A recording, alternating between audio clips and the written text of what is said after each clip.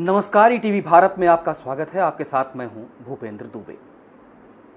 किसी विकास की अवधारणा की नींव उतनी मजबूत होती है उसका शिल्पी जितनी बेहतरीन तरीके से उसे तराशता है। हम छत्तीसगढ़ में हैं और छत्तीसगढ़ बनने के बाद जिसके हाथ में छत्तीसगढ़ के सत्ता की कमान थी, जिन्होंने छत्तीसगढ़ को संवारा, जिन्होंने छत्तीसगढ़ को बनाने की जिम्मेदारी ली, वो शिल्पकार डॉक्टर रमन सिंह जी हमारे साथ हैं।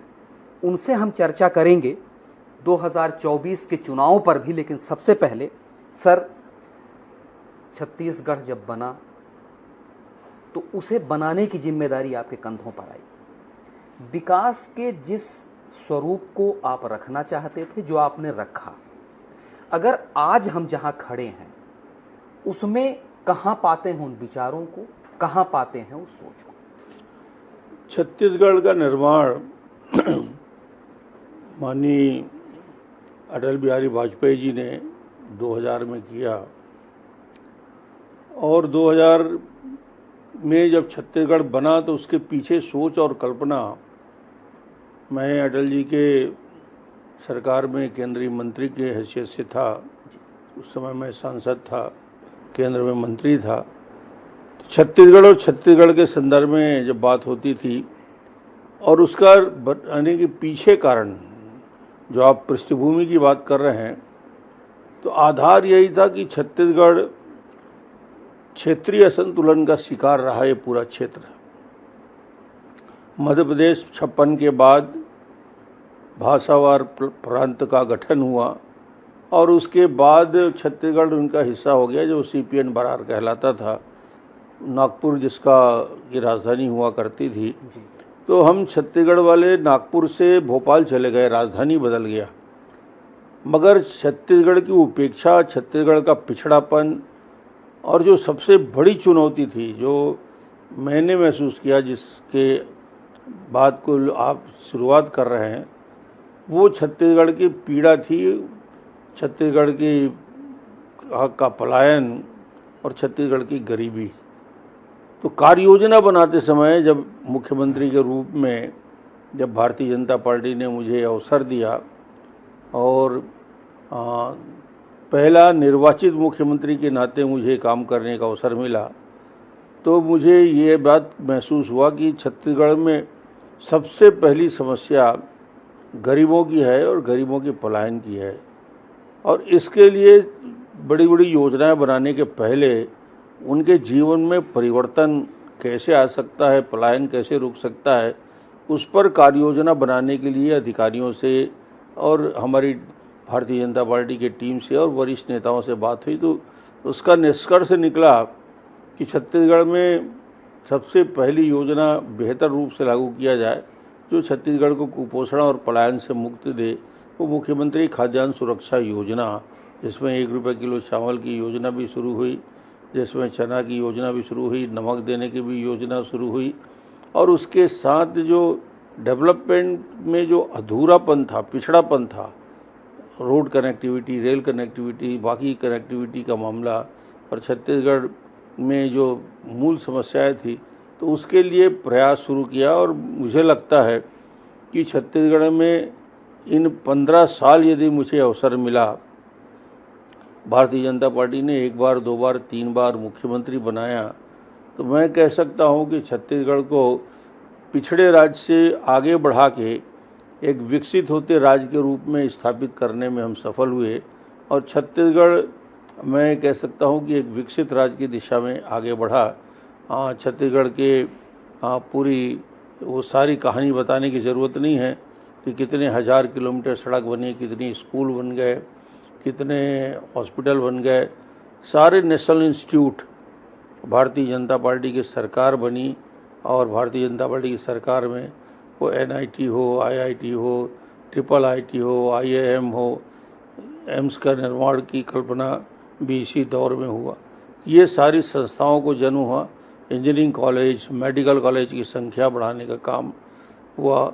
और बस्तर से सरगुजा तक जो सबसे ज़्यादा पीड़ित और सबसे ज़्यादा पिछड़ा इलाका था, उस इलाके में प्राथमिकता के साथ वो चाहे स्कूल का निर्माण हो, एजुकेशन हब बनाने की बात हो दंतेवाड़ा में, जवांगा में, या फिर वहाँ पे हम पोटा कैबिन के माध्यम से एक नया प्रयोग शिक्षा में करने में सफल हुए और इन पूरे क्षेत्रों को बेहतर कनेक्टिविटी से जोड़ने का काम किया।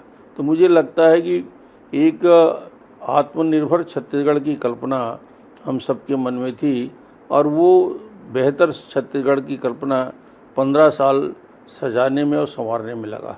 बिल्कुल, ये एक पृष्ठभूमि जो आपने रखी, ये निश्चित तौर पर इसी चीज के इर्द गिर्द छत्तीसगढ़ की पूरी राजनीति चलती है या इसी को पूरा करने में छत्तीसगढ़ की सरकारें चलती हैं। अगर 5 साल के कार्यकाल को हटा दे जो भूपेश बघेल जी का रहा, तो नई सरकार भी इन्हीं चीजों को आगे बढ़ाने में लगी है। कोई बड़ी योजनाओं को ये लोग लेके नहीं आए हैं।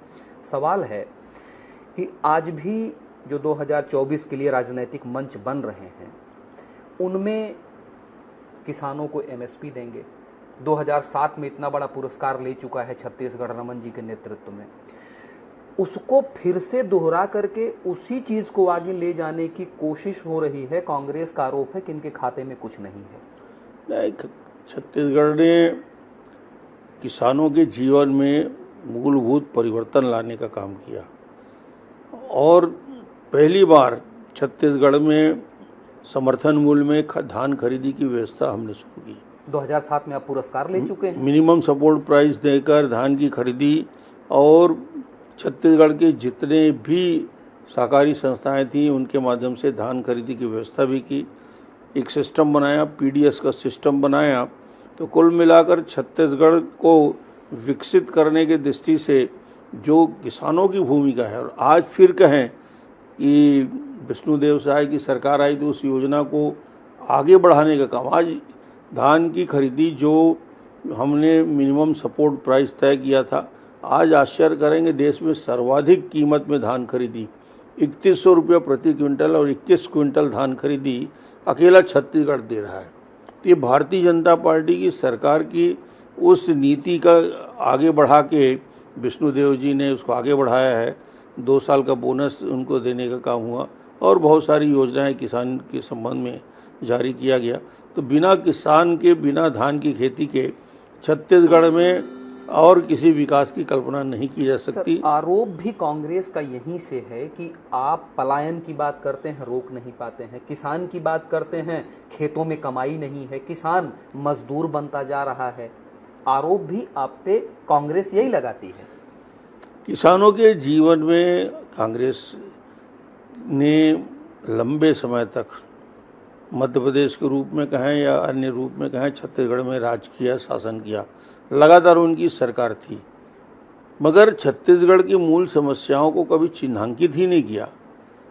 सिंचाई का प्रतिशत कैसे बढ़े, किसानों के उत्पादन में वृद्धि कैसे हो, किसान के जीवन में परिवर्तन को लाने के लिए कार्य योजना हम कैसे बना सकते हैं। और केवल किसान का मतलब धान ही नहीं है।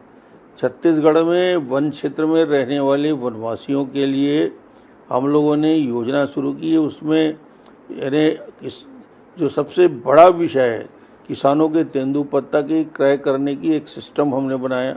बेहतर 40 से ज़्यादा लघु वनोपजों की खरीदी, उसके लिए मिनिमम सपोर्ट प्राइस की योजना बनाई ताकि छत्तीसगढ़ के मूल मैदानी इलाके में धान की खेती और बाकी जगह लोगों के जीवन में और उनको पैसा कैसे मिल सकता है, उस दृष्टि से महुआ से लेकर इमली से लेकर अन्य खरीदी की व्यवस्था भी की। तो ये एक समुचित कार्य योजना बना के हमने काम किया। 2024 की सियासत की चर्चा कर लेते हैं। मोदी, मंदिर, महतारी बंधन और कल की अगर बात कर लें तो अब आपके मुख्यमंत्री कह रहे हैं कि मैं मुंह क्या दिखाऊंगा अगर आदिवासियों ने वोट नहीं दिया। इतनी मजबूर सी बीजेपी क्यों दिख रही है? नहीं, बीजेपी को देखिए आप, पृष्ठभूमि यदि देखा जाए छत्तीसगढ़ का और छत्तीसगढ़ के 3-4 इलेक्शन का सिर्फ सिंपल एनालिसिस करें तो आप पाएंगे कि छत्तीसगढ़ के लोग स्टेट में जो सरकार बनाते हैं, पर जहां दिल्ली के चुनाव की बात आती है, स्थिर और स्थायी सरकार के बारे में छत्तीसगढ़ का निर्णय रहता है। पिछली बार भूपेश मुख्यमंत्री बने, उनके विधायक बन गए, हमारे विधायक 15 जीत के आए। उसके बाद भी यदि लोकसभा के चुनाव होते हैं, 15 विधायक की भारतीय जनता पार्टी जब लोकसभा में चुनाव लड़ने जाती है तो हम 11 में 9 लोकसभा जीत के आते हैं। इसका मतलब ये है कि मतदाता यहाँ का बिल्कुल समझता है कि दिल्ली में कौन सी सरकार चाहिए। यदि धोखे से राज्य की सरकार बना नहीं पाए, इस बार तो बेहतर स्थिति में है।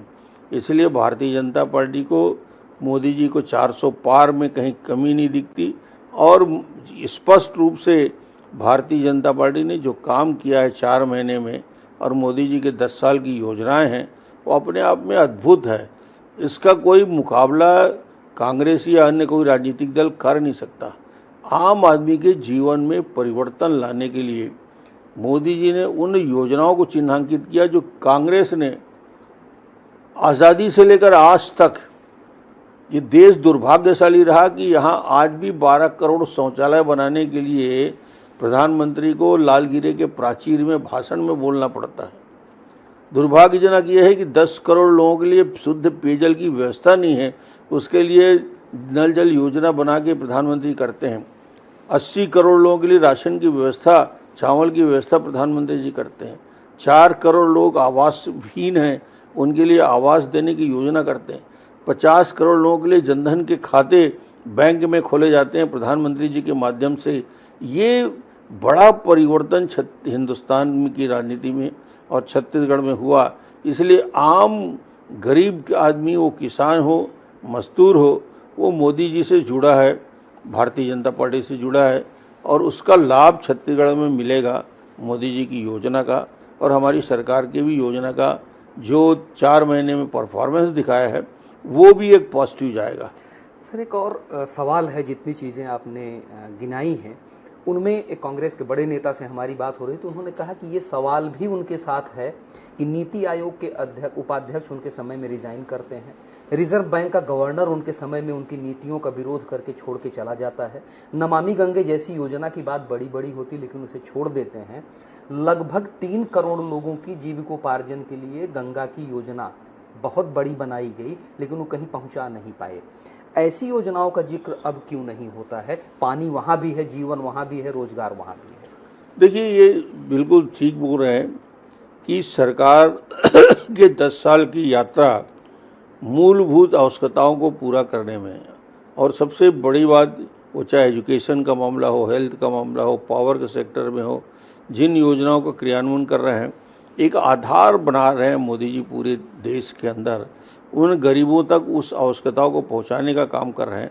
अब नेशनल लेवल के बड़े प्रोजेक्ट, चाहे वो नमामि गंगे का हो या अन्य बड़ी योजनाएं हैं जो अभी तक विचार में था, मगर मैं आपको बता दूं, ये जनसंघ है, ये बीजेपी है। 51 में जो संकल्प हमने लिया था, जो 51 का संकल्प था, मोदी जी ने 2010 के बाद, 2014 के बाद उन संकल्पों को याद करके पूरा किया। 370 हटाने की संकल्प जनसंघ का था, धारा 370 हटाने की क्रियान्वयन मोदी जी ने किया।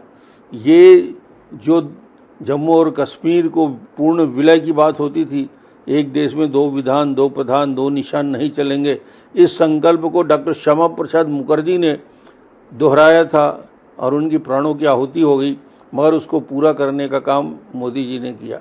तो मोदी जी उन सारी योजनाओं को, जो पुराने संकल्प थे, आज भी उनके पास है। वक्त के साथ अब ये तीसरी पारी आएगी तो ये बड़ी योजनाओं को भी उस व्यापकता के साथ किया जाएगा। अभी तो गंगा की सफाई का अभियान जोरों से चल रहा है और पूरे देश को वाटर ग्रिड से जोड़ने की योजना भी चल रही है। तो मुझे लगता है कि उन सारी योजनाओं का निश्चित रूप से आने वाले समय में क्रियान्वयन होगा। सर, हम लोग छत्तीसगढ़ पे लौट आते हैं। छत्तीसगढ़ की दिशा देने का काम, छत्तीसगढ़ की नीतियां, छत्तीसगढ़ के लिए पानी, छत्तीसगढ़ के किसानों की परेशानी, ये रमन सिंह जी ने जब सत्ता की बागडोर संभाली उसके बाद से ही तय करना शुरू कर दिया। 18 की चूक, 2024 की चुनौती, चेहरे की राजनीति में सिर्फ मोदी ही हैं क्योंकि छत्तीसगढ़ का चाणक्य, उसकी नीतियां, सवाल है कांग्रेस का।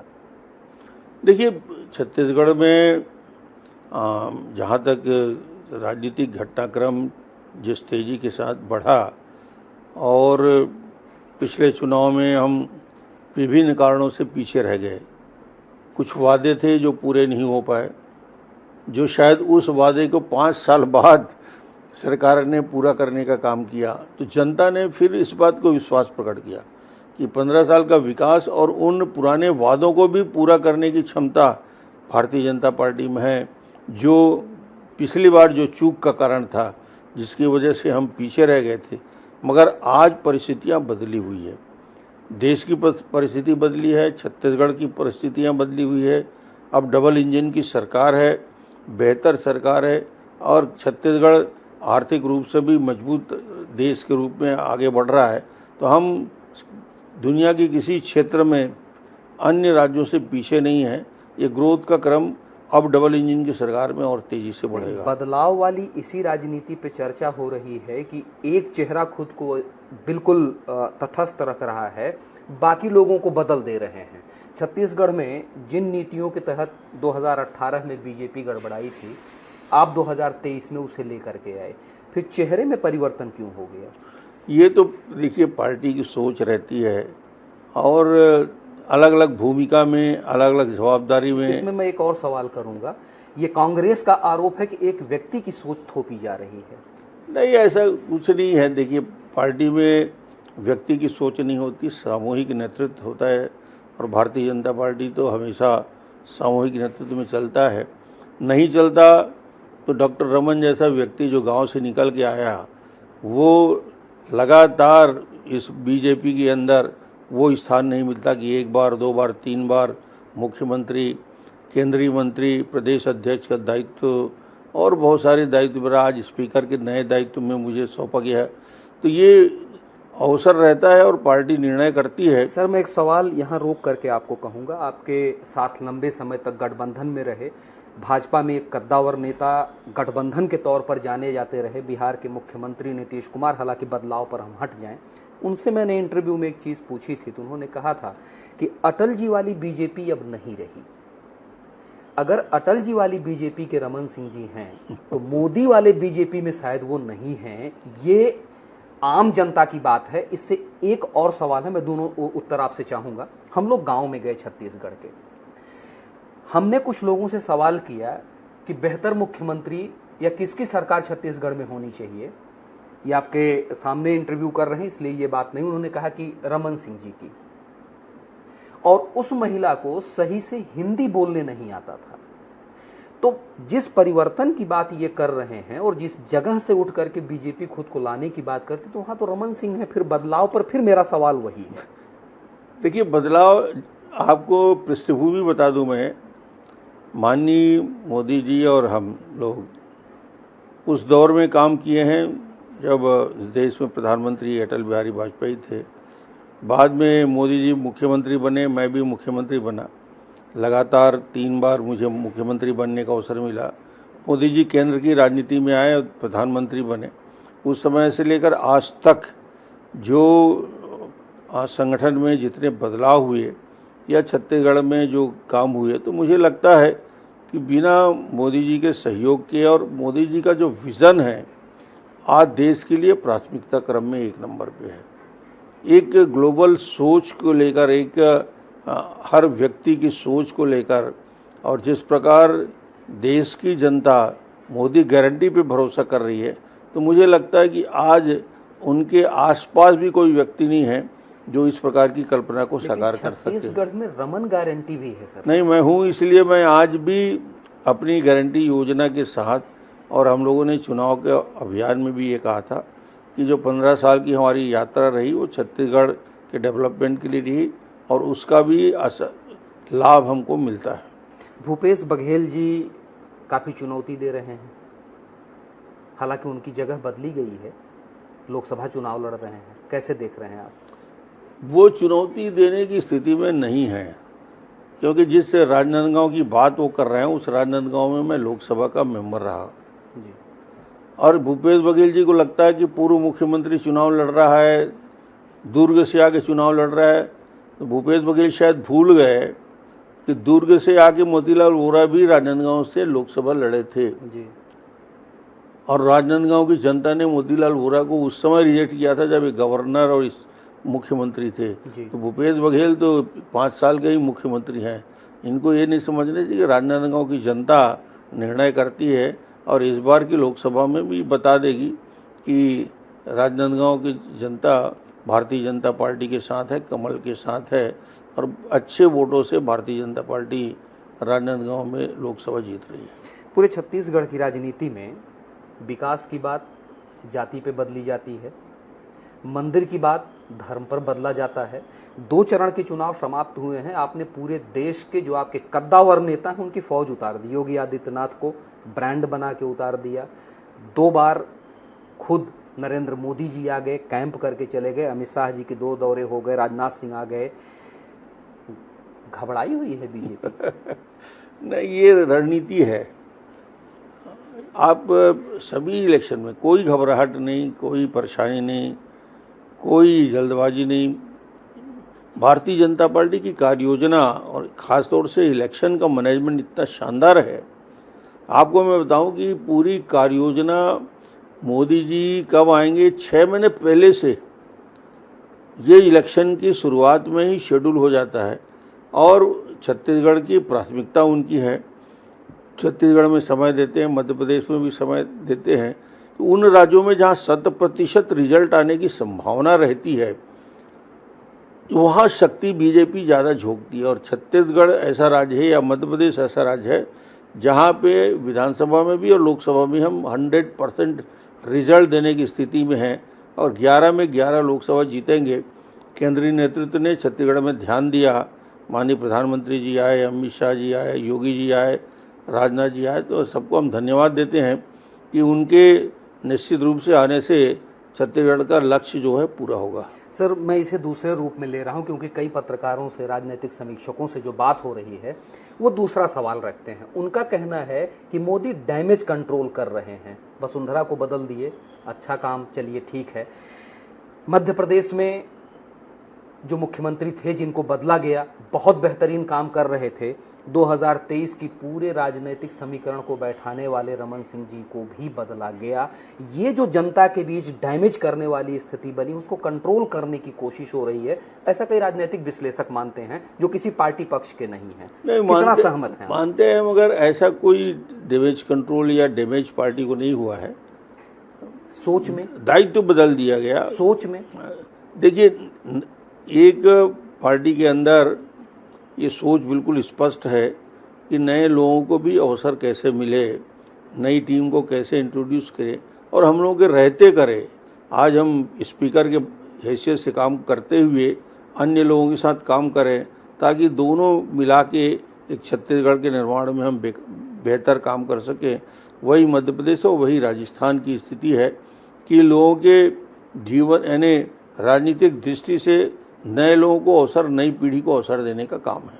नई पीढ़ी के अवसर पे सर फिर एक मेरा सवाल है, जब आप 2018 में चुनाव में गए तो आप झारखंड में जोर जोर से कहने लगे कि गैर आदिवासी मुख्यमंत्री की बात 2014 में किए, 18 में सत्ता गंवा बैठे। 19 की बात कर ले, 2019 दिसंबर में चुनाव हुए थे झारखंड में, गैर आदिवासी मुख्यमंत्री। आप छत्तीसगढ़ लौट के आते हैं तो आदिवासी मुख्यमंत्री की बात करते हैं, लेकिन वो मुख्यमंत्री खुद कहता है कि मैं चेहरा क्या दिखाऊंगा। ये सार्वजनिक मंच से है, मैं दूसरी बार ये सवाल दोहरा रहा हूं, कल की बात है। ये किस डर को बताता है? मैं दूसरी बार सवाल पूछ रहा हूं क्योंकि पिछली बार आपने बड़े ढंग से उसे घुमा दिया। भाई, मुख्यमंत्री जी की विष्णुदेव जी के आने के बाद आप देखिए जी, बहुत सीधा इसका जवाब ये है कि जो दायित्व विष्णु जी को सौंपा गया है और भारतीय जनता पार्टी ने जिन वादों और विश्वास के आधार पे ये चुनाव जीता है, मैं ये बात के लिए उनको बधाई देना चाहूँगा। अक्षरशः भारतीय जनता पार्टी के चुनाव घोषणा पत्र का क्रियान्वयन करने की ताकत विष्णुदेव साय में है, दृढ़ प्रतिज्ञ हैं, और योजना का जितने भी 4 महीने के अंदर काम किया है, आप मानेंगे कि भारतीय जनता पार्टी के 100% घोषणा पत्र को पूरा करने की क्षमता विष्णु जी में दे में है। सीधे हैं, मगर सतर्कता के साथ, तेजी के साथ काम करते हैं।